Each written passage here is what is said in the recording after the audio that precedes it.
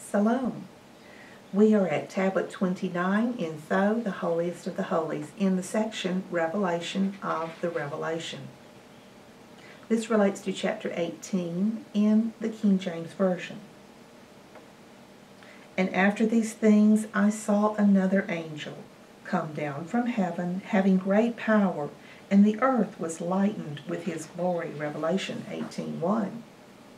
And he cried mightily with a strong voice, saying, Babylon the Great is fallen, and is become the habitation of devils, and the hold of every foul spirit, and a cage of every unclean and hateful bird. For all nations have drunk of the wine of the wrath of her fornication, and the kings of the earth have committed fornication with her, and the merchants of the earth are waxed rich through the abundance of her delicacies. And I heard another voice from heaven saying, Come out of her, my people, that ye be not partakers of her sins, and that ye receive not of her plagues. From Revelation 18:2 through 18:4. This time, after the seventh angel, this egoistical pursuance of the lower nature will be destroyed. The people will realize through the tribulation that egoistical pursuance ends up nowhere but to more ignorance, bondage, and unhappiness. That is why this angel comes, and it is the time when Babylon, or the lower nature, or the desire to have name, fame, and power through the byproducts of desires, the 10 horns, will fall. It will be almost impossible through that tribulation to reach anywhere. Everyone will be so lost and unhappy that no one would even want name and fame. Name and fame will not mean anything to great people any longer. All the nations have drunk the wine of the wrath of her fornication means that so many nations have pursued name and fame. That is why the nations are considered to be great, because they are pursuing power, name, and fame. They think they are greater because they have made the greater name or greater fame, and the kings of the earth have committed fornication with her. These kings also became kings to make name and fame for themselves.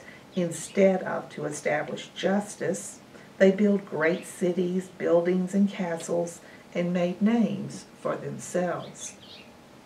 And the merchants of the earth are waxed rich. The merchants were waxed rich through their greed. They became very rich and thought that it was the right way to live, but it is really from their lower natures. And that is why the voice comes from heaven and says, Come out of her, my people. It means to come out of your lower natures and come to your higher natures. That ye be not partakers of her sins means that ye will not be one of those who will go to utter darkness. That ye receive not of her plagues means that you will come to your higher natures and not be affected by the tribulations that will fall on those who are in their lower natures and are pursuing the Maya, causing them to be bound more and more in the ocean of illusion. Those who go out of their lower natures will be saved. His people will be saved. For her sins have reached unto heaven, and God hath remembered her iniquities. From Revelation 18:5. It is the time for her to be completely destroyed. God knows how much iniquity has been done because of the attraction of Maya and the lust for Babylon the Great. Reward her even as she has rewarded you, and double unto her double according to her works, in the cup which she hath filled to her double.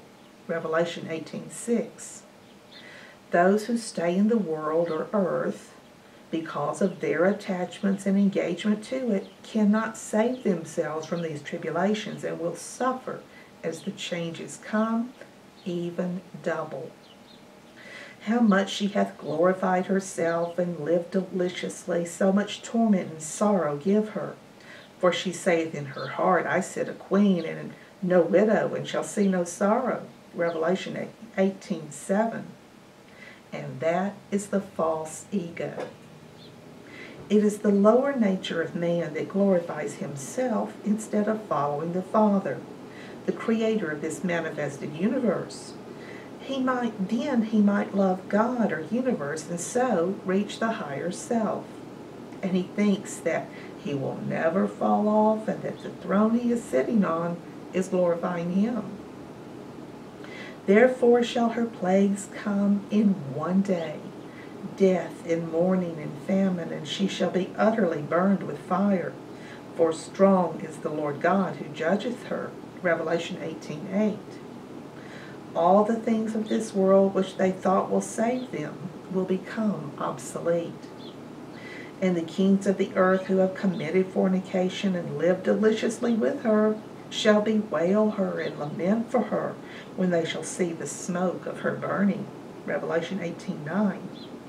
When the tools that these kings or the people who have been following her, their own egoistical ways, are burned, they will not be able to follow their false egos anymore, and they shall bewail and lament for her, standing afar off for the fear of her torment, saying, Alas, alas, that great city Babylon, that mighty city, for in 1 hour is thy judgment come. Revelation 18:10.